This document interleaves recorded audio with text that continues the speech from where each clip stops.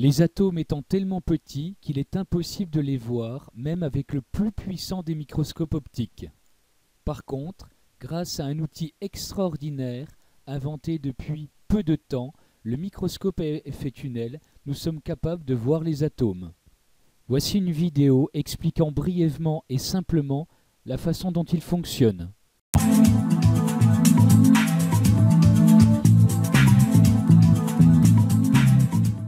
Un microscope à effet tunnel utilise une pointe très effilée, constituée de quelques atomes seulement. La pointe survole la surface de l'échantillon à une distance d'environ 1 nanomètre. À cette échelle, il faut oublier nos bons vieux principes de mécanique classique et plonger dans le monde étrange de la mécanique quantique. Prenons deux atomes, l'un de la surface de l'échantillon, l'autre de la pointe, et appliquons une tension électrique d'environ 1 volt entre les deux. Si les deux atomes sont distants de 10 nanomètres par exemple, il ne se passe rien. Mais si les atomes se rapprochent à 1 nanomètre, les électrons de l'atome de surface ont une probabilité non nulle de passer vers l'atome de la pointe, et il se crée alors ce que l'on appelle un courant tunnel. Le principe de l'expérience consiste à déplacer la pointe au-dessus de la surface de l'échantillon.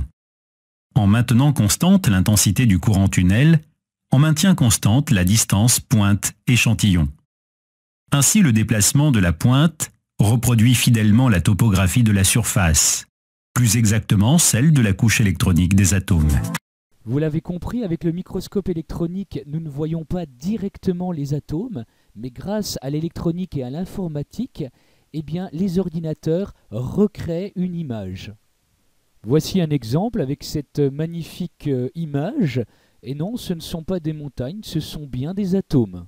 Ce qui est assez extraordinaire, c'est que depuis très longtemps, l'homme cherche à comprendre la constitution de la matière et notamment la composition de l'atome. Différents modèles ont été proposés à travers les siècles. Cela a commencé dès l'Antiquité avec Démocrite et ses fameux atomes crochus. Beaucoup plus tard, en fonction des découvertes des époques, des modèles de plus en plus perfectionnés et complets ont été proposés, comme ici le modèle de Thomson, le modèle de Rutherford, le modèle de Bohr, et pour finir, le modèle de Schrödinger. Pour décrire l'atome en troisième, nous allons, nous, utiliser le modèle de Bohr. J'ai donc ici représenté par ce cercle un atome et plus précisément les limites de l'atome. Voyons maintenant de quoi il est composé. Eh bien, l'atome comporte déjà un noyau. Et ce noyau va lui-même comporter d'autres particules comme le proton. Pour continuer notre description, je vais être obligé de prendre un exemple et je choisis l'atome de carbone qui a été étudié en 4e. Eh bien, l'atome de carbone possède, lui, 6 protons. Ce nombre de protons est appelé numéro atomique et il est noté Z. Ainsi, ici, Z égale 6.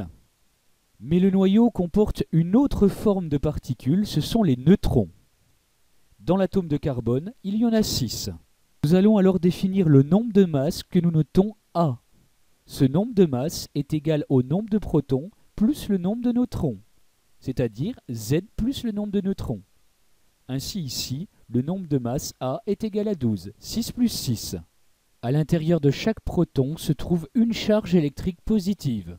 Donc, comme l'atome de carbone possède 6 protons, il y a dans son noyau 6 charges électriques positives. Un atome possède également un autre type de particules qu'on appelle électrons.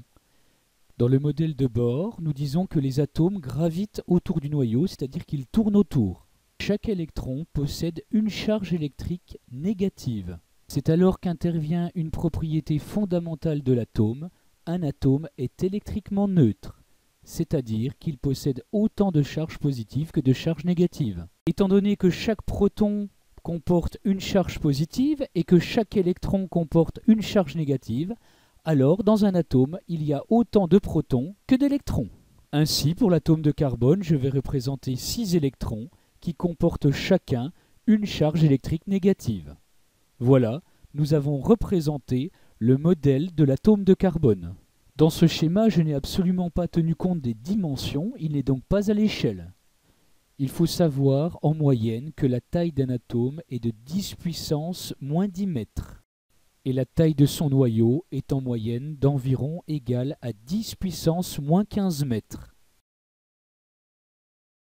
Ainsi, si nous faisons le rapport, nous comprenons que l'atome est 100 000 fois plus grand que son noyau. Pour mieux comprendre, changeons d'échelle. Si l'on considère que le noyau de l'atome correspond au noyau d'une cerise, alors les dimensions de l'atome correspondraient aux dimensions de la tour Eiffel, c'est-à-dire 300 mètres. Nous avons vu que les électrons tournent autour du noyau, mais la question se pose, qu'y a-t-il entre les électrons? Eh bien en fait rien, c'est l'absence de matière, c'est-à-dire du vide. Or, dans un atome, la matière se trouve essentiellement dans le noyau. Ainsi, nous comprenons facilement que le volume de l'atome est en fait à 99% occupé par du vide. On parle de structure lacunaire de l'atome. Comme la matière est composée d'atomes, on en déduit alors une chose incroyable, eh bien en fait, la matière, c'est essentiellement du vide.